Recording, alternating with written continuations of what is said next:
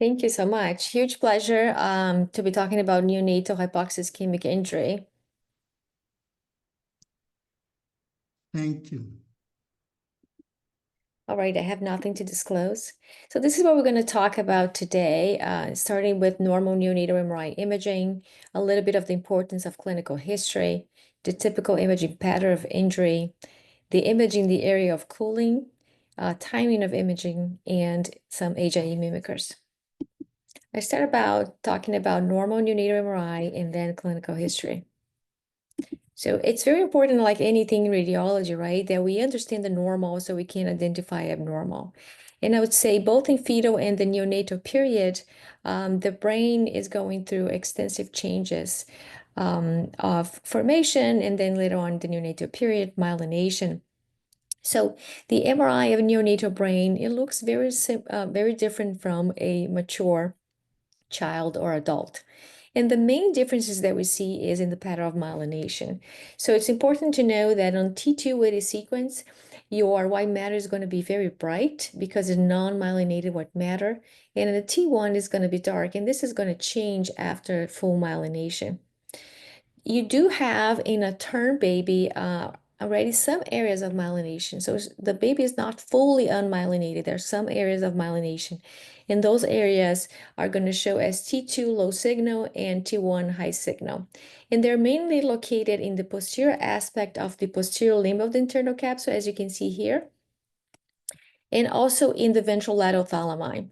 And I want you to notice that the ventrolateral thalami is slightly dark in T2 and is slightly bright in T1.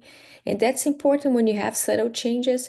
They're going to become a little bit more prominent than they are as normal in the abnormal as with the normal myelination. So really, when you look at the level of the ventricles and thalami, those are the only things that are myelinated in the newborn baby. And it's important that we know that term baby is again above 36 weeks of gestation, because if you image babies below that age, you're not going to see the pattern of myelination. They're going to be almost like non-myelinated. Obviously, in the gradient or SWI sequence, we don't want to see any areas of abnormal parenchymal hemorrhage. We know that in the neonatal period, a little bit of hemorrhage along the posterior subdural spaces is within normal limits, but certainly we don't want any parenchymal hemorrhage. The DWI in ADC is very important because there are changes in hypoxic insult that can be very bilateral and very symmetric. So if you don't know normal in the DWI, you may completely miss a very significant injury.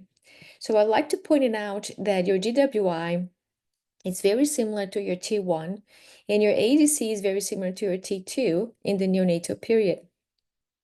And note also that your cortex is very thin. A lot of the very extensive involvement of the subcortical white matter, it's going to look like just thickened cortex. But if you see here, it's normal and thin, and then you have the non-myelinated white matter, which is very similar to what you see in your anatomical views. There's also another anatomical variant that you can see all the way to 40 weeks of gestation.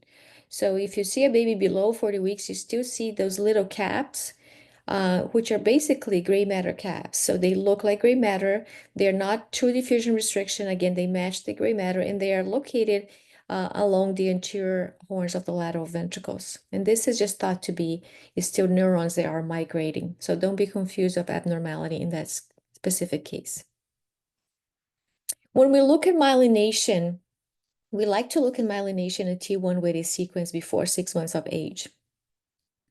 And this is how the neonatal myelination appears on T1. So if you start from the top and going to the bottom, you can see some myelination, which is again is T1 shortening, so bright signal on T1, along the periolondic regions, and then extending down at the level of the corticospinal tracts in the central semial valley into the posterior aspect of the posterior limb of the internal capsule. And again, very faint in the ventrolateral thalami, not very bright, but certainly a little bit brighter than the remaining of the thalami. And then we see at the subthalamic nucleus, the dorsal brain stem. And then if I had one more image, you have also medial cerebellum. But this is your normal pattern myelination T1 above 36 weeks of gestation. Spectroscopy is, some centers are kind of going away from doing a lot of spectroscopy. Some centers still do a lot of spectroscopy. When we're doing spectroscopy specific for hypoxic ischemic injury, we're really looking at lactate. And the lactate is a peak located at 1.33 ppm and should be above the baseline in short and long echo spectroscopy, so a TE of 35 or a TE at 288, but it's going to be below the baseline on intermediate echo, T of 144. And that's important because in the short and long echo, a lot of times we have also, especially in the short echo, some lipid that's superimposed. So it can be hard to tell, is this lipid, is this lactate? But when you do the 144 and invert it below the baseline, then we know you're talking about lactate at that specific location.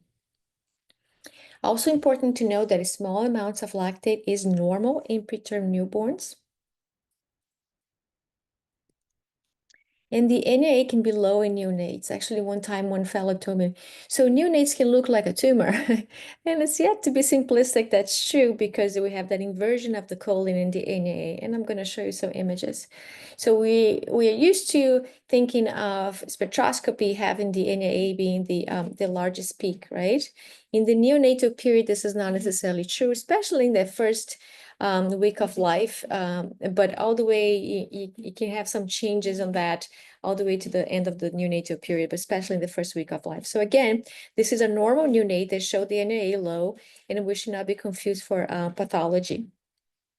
In the short echo like we see here, you can see that they have something around like a peak around 1.33.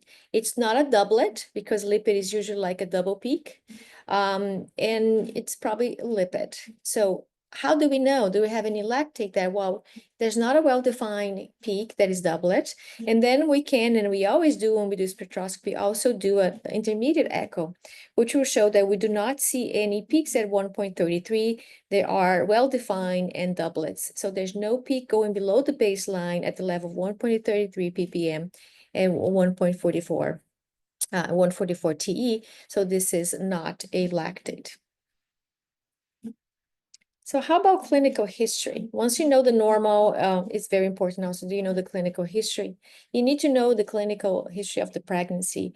Was the mom in drugs or had any history of genetic disorders in the family, or did they have any trauma, things that can impact the fetus? How about the delivery history? Incredibly important too. Was delivery completely normal? Was the baby normal when home and then came encephalopathic? Or there was a difficult delivery, any other findings of infection or premature rupture of membranes? Those are all important things. So I always say when you read a fetal MRI and a neonatal MRI, that clinical history, it's so important to know also the maternal history, the delivery history. It's also important to know, is this baby encephalopathic and the timing of the encephalopathy. And this is something that your medical record and your clinicians will be able to tell you. The baby was born floppy, but there was no laboratory findings of encephalopathy. So maybe you start thinking about maybe more a genetic abnormality. Or no, this baby was encephalopathic, had a bad delivery, and also have laboratory findings. And then we're thinking about hypoxic ischemic insult.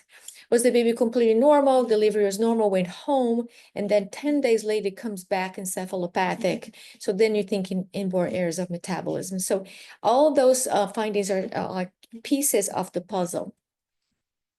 Again, differential diagnosis, infection, metabolic disorders, trauma, and malformation. So always think about those four when you're reading a case that potential hypoxic ischemic insult. It's incredibly important for us also to know the adjusted gestational age. So if you're imaging a baby that was born at 26 weeks and you're imaging 2 weeks later, it's going to be 28 weeks adjusted gestational age. So we know that we're not going to have myelination. So all our patterns of recognition are going to be a little bit different. You know there's going to be very little cell side. So then we're not going to call lissencephaly because we know that that gestational age, there's very little sulcation. And we can go to the books and look what are the normal sulcation for 26 weeks. But basically, very smooth appearance of the brain with maybe only a precentral central gyri. And then we know there's no myelination, or if there is myelination, what is the normal pattern of myelination? So let's move on and talk about some imaging patterns of injury on MRI for hypoxic ischemic injury. So as you guys know, the findings will depend on brain maturity, severity of asphyxia, and duration of asphyxia. And we're going to show those findings. So here is a drawing talking about profound asphyxia. So if you have profound asphyxia that is prolonged and profound, it really doesn't matter if it is term or preterm, you're always going to have involvement of the basal ganglia like you see here. And you may have also extensive involvement of the white matter, and we do see that quite frequently, but you always have involvement of the basal ganglia when it is profound hypoxic insult, and that gives you the worst developmental outcomes. If you have a partial asphyxia, it can be prolonged, but it's not profound, then you're going to have involvement the watershed zones. The difference here is the watershed zones in the term and preterm are different. So the preterm baby, the watershed zone is going to be around your ventricle, so periventricular white matter, and some involvement of the corpus callosum.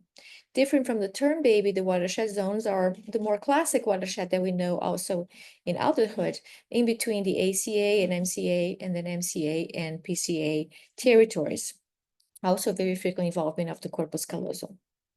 Also important to know that preterm babies, when they have partial asphyxia, if it is not prolonged, they can also have hemorrhages. And then we will be talking about the classic hemorrhage that we see on ultrasound, the germinal matrix hemorrhage that you can classify as grade 1 if it is localized in the germinal matrix, all the way to grade 4 when you have thrombosis of the deep medullary veins and parenchymal involvement. So those two things, I usually think of them together, but if you have a main component of prolonged or partial asphyxia, usually you have changes in the periventricular white matter that are ischemic.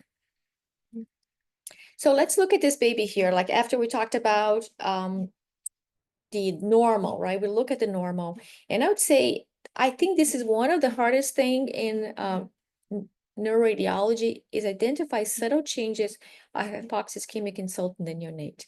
I have seen thousands of images and I still sometimes struggle. So don't feel bad if that's the case for you. And if you look at this MRI, do you think it's normal or abnormal? So let's look at a normal next to it. So this is actually an abnormal T1 weighted sequence. It can be very difficult. And of course, those two images are a little bit different technique, but I think I want you to focus on a few things. One thing is absent of the posterior limb of the internal capsule. And that's thought to be one of the first findings that we see on T1 weighted image. So in the normal baby, again, look, you see that very bright, which is it's the myelinated posterior aspect of the posterior limb of the internal capsule that you see after 36 weeks of gestation.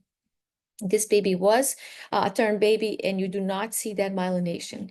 Instead of that, you see the bright signal is located at the dorsal aspect of the lentiform nucleus, bilaterally and symmetric, and also the ventrolateral thalami is a little bit brighter. It's the same brightness of that posterior lentiform nucleus. So this is abnormal, but it's bilateral symmetric and very subtle. So if you don't have that normal pattern, I always say, like, it's important to have normal comparative data. So if you have in your PAC system a way that you can have normals, so if you are not sure, you can go back and look at it. That's very important. So luckily, and luckily to us, majority of those cases, we also see DWI changes. So unless you image those patients outside of that normal DWI, when you have the pseudonormalization or too early, you will have changes in the DWI. So that's very important. So you see this the T1, you're already concerned, you go to your DWI and you see the bilateral symmetric involvement of the thalami, also confirming the ADC map as true diffusion restriction showing decreased signal. Here's another example. We look at this and we say, I don't see the posterior limb. This is above 36 weeks of gestation. I think there might be an involvement. Obviously, we have also good clinical history of encephalopathy, baby with suspect hypoxic ischemic injury. We put our voxel in the basal ganglia. We did a short and an intermediate TE. And you can see here in the short TE, we see the doublet. It looks like lactate, not just lipid. But to confirm, we do the intermediate, and you can see a well-defined lactate peak at about 1.33. So then again, reinforcing the idea, this is probably hypoxic ischemic insult. And again, luckily, the DWI also showed changes. So we were able to put all those pieces together and say this patient had profound hypoxia ischemic insult. This is another case, and again, just showing how difficult it is to see some of those cases. So the first thing that we see here looks like a little bit ill-defined, maybe some cerebral edema. We don't identify it really well, that a gray white matter, although it's present. But most importantly, there is increased signal in the ventrolateral thalami. I don't see well-defined posterior limb of the internal capsule, and certainly there is bilateral symmetric increase T1 signal in the especially posterior aspect of the lentiform nucleus. But again, I think it's very hard to tell. And if I think it's hard, I think, for people that are starting to train, this is incredibly hard. So then you're going to look at the DWI. Again, most times going to be abnormal. And this is a case DWI is a case that sometimes people with less experience can miss. The reason is very symmetric. So again, knowing the normal DWI is very important. Remember, we talked about it. You can see in this case that you also have changes in the basal ganglia, but those changes in the white matter can be very difficult if you don't have a good normal parameter. So here, note like the cortex looks thick, but we know it's not thick because you look in the T1 and it's not thick, so it's not package area. And not only that, you can see also this subcortical white matter being bright, and then obviously also your corpus callosum. So all the subcortical white matter and a little bit of the cortex are diffusely and bilateral symmetrically involved. So have your normal in DWI as well, because then you're not going to miss those patterns of abnormality. They are extensive, bilateral, and symmetric. Again, this is a pattern of profound hypoxic ischemic insult with involvement of the basal ganglia, but also the white matter. How about ultrasound? Ultrasound is very difficult. Ultrasound, we have to look at different things. And I always say it's okay to miss early change hypoxic ischemic insult because they're incredibly difficult. So this very first ultrasound that you see here in the coronal plane, ventricles are normal in size, gray white matter differentiation seems normal, echogenicity seems normal. I would call this normal. This patient had, you can see here in the WI, a bilateral extensive involvement. All this subcortical white matter and the corpus callosum is all abnormal, again, bilateral symmetric. Very impossible to tell on the early ultrasound. As you have evolution of hypoxic ischemic changes, usually you can see changes on the ultrasound. And the most important thing that we see is when you start having that snowstorm appearing. So basically everything looks like brighter. And then you also lose the differentiation of your gray white matter differentiation, both in the deep nuclei, but also in the periphery. And some of the peripheral cell site can look like actually increase in gray white matter differentiation. So if it is either too visible or blurred, then you start thinking you have hypoxic ischemic insult. Putting that together with small ventricles, this is profound hypoxic ischemic insult with involvement both of the basal ganglia and the white matter. Again, in this case, look like how thick the cortex is. It's not the cortex, it's just involvement of cortex and subcortical white matter by diffusion restriction, patchy involvement of the basal ganglia and corpus callosum as well. How about this case? So this case is a coronal, and you can see you have an asymmetry in increased echogenicity. So those are the easiest one, right? Because when you have a focus that is asymmetric from the contralateral side, it's much easier for our brain to identify that. And this was confirmed on the MRI as well. How about this case? This case was a case that was called normal multiple times and very difficult case. Of course, I saw the ultrasound after I have seen the MR. So for me, this ultrasound jumps out as abnormal, but I don't know if he would have, and if I was actually reading the ultrasound first without looking at the MRI. But the first thing that I noticed was the ventricles were small in size, and I thought there was a little bit of increased echogenicity in the basal ganglia. Very, very difficult. Okay for anybody to call this normal, but in the high clinical scenario that it could be hypoxic ischemic insult, then we start having high suspicious. And the MRI, you can see the bilateral symmetric involvement of the ventrolateral thalami and posterior aspect of the lentiform nucleus. I keep saying the same thing, ventrolateral thalami and posterior aspect of the lentiform nucleus, because this is usually the common appearance of the involvement of the basal ganglia in the neonatal hypoxic ischemic insult. So now we're going to talk a little bit of some patterns of injury when it's partial asphyxia. So when you don't have involvement of the basal ganglia, again, if it is term, it's going to be the classic watershed zones. If it is preterm, it's going to be periventricular. So in this particular case here in DWI and ADC, you can see the areas of classic watershed zone diffusion and restriction in this patient that have a partial asphyxia. Not uncommon for us to see the preterm babies also having HIE and having those little dots of increase. So I point to some of them, but there's multiple, right? Multiple little dots of abnormal T1 signal. They can have diffusion restriction. Some of them cannot be restricted. Some of them can be hemorrhagic. So I do look a lot in the T1 to look for those little dots. And nobody really knows how many dots is too many. But we do think that if you only see one, like you see in this here, that your prognosis is much better, obviously, than the ones that have multiple. Again, how many is too many? Still yet to be determined, but certainly seeing one or two is very reassuring. How about imaging in the area of cooling? So therapeutic hypothermia, like we do nowadays to treat patients with hypoxic ischemic insult, has been a treatment that have revolutionized the treatment of those patients. So basically, they put the little caps full of ice, and it's effective within 6 hours. So the thought being, we want to have that started in that 6 hours after the baby had the insult. And if it is during the delivery, within 6 hours of delivery. It has an incredible impact in decreasing mortality and morbidity. Again, a revolutionary treatment for hypoxic ischemic insult. And for us as radiologists, what we're going to see, how do, we're going to know, okay, this baby is in hypothermia and cooling. How's that changed for me? So on MRI, we're going to see less extensive findings that we usually do see.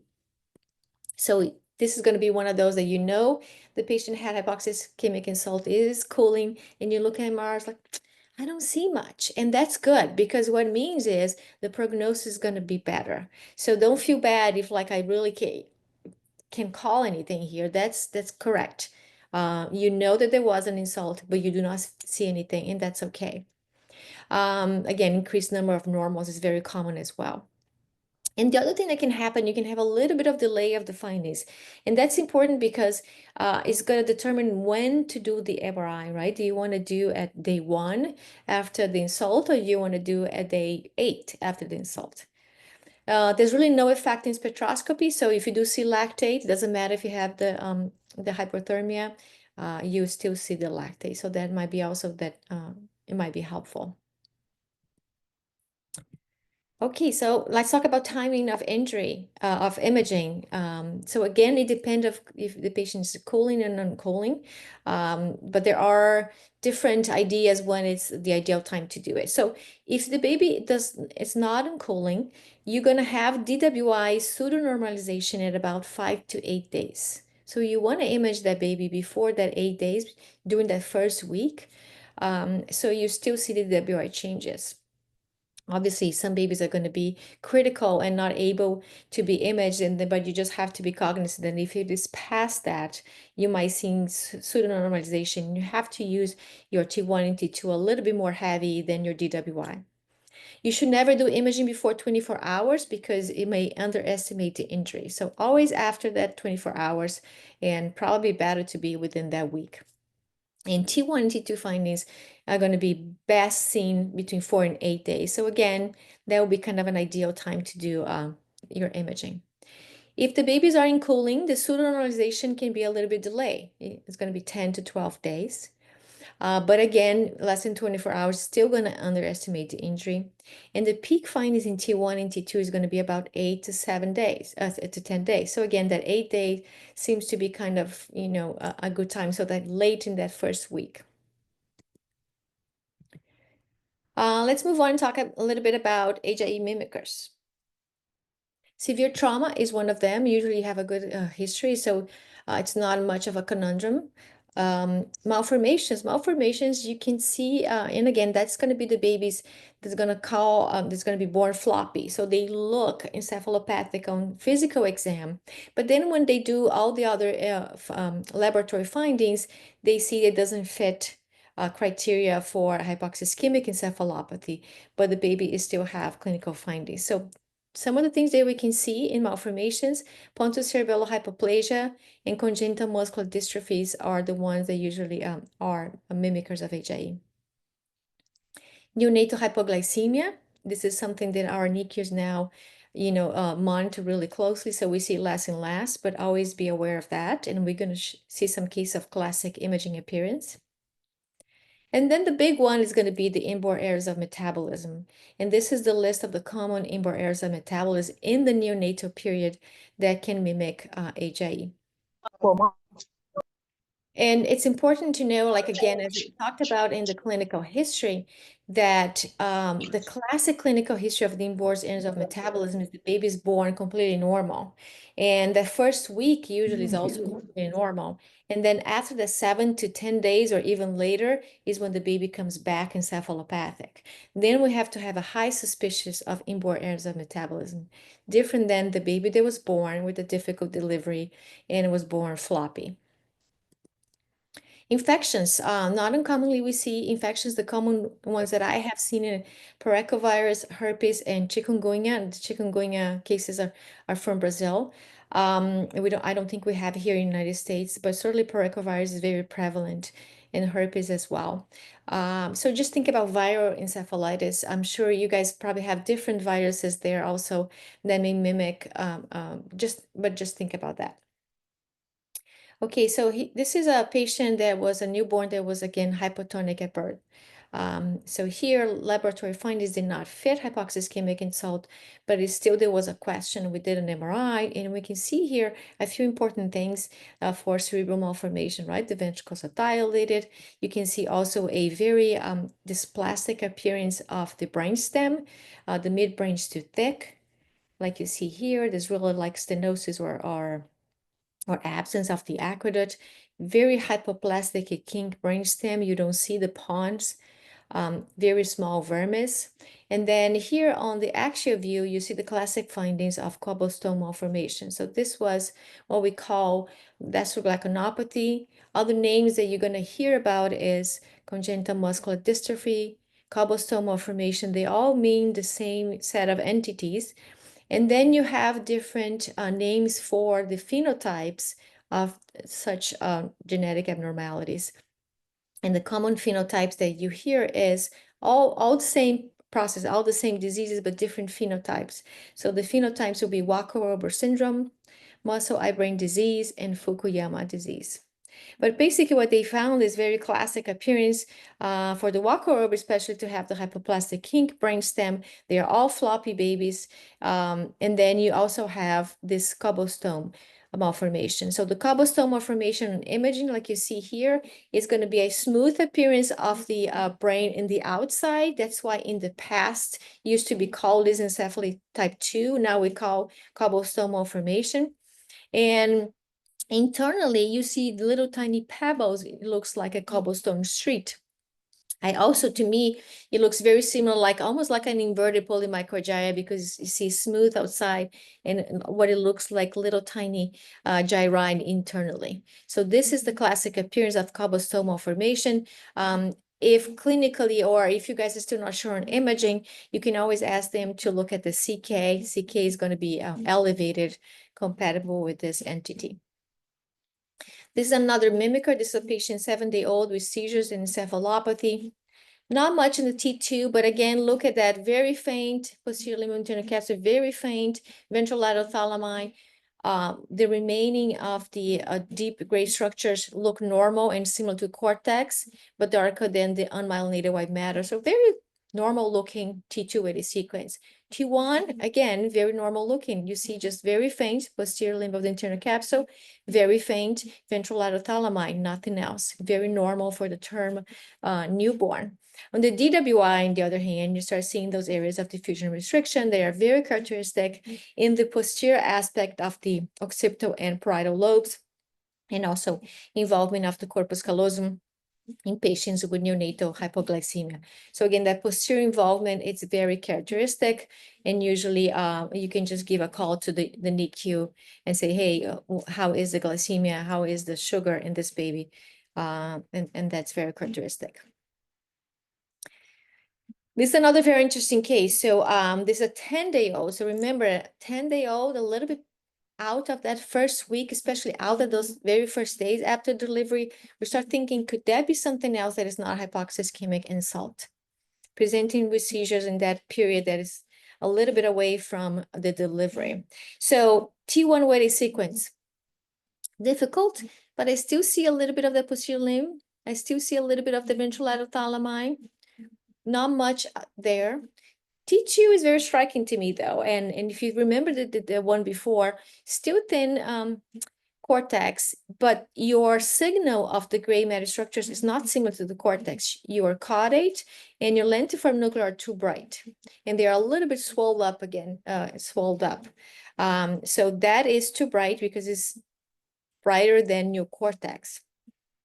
And then you still see your posterior limb of the internal capsule and your ventrolateral thalami, but this does not look normal. And then when you do the DWI, this is what the pattern you see. Again, for maybe very inexperienced, like beginning of residence, they could like look okay because it's so symmetric. It is incredibly abnormal, as we already kind of talked about it. You see what it looks like, a very thick cortex and subcortical white matter. We know it's not true based on the anatomical views.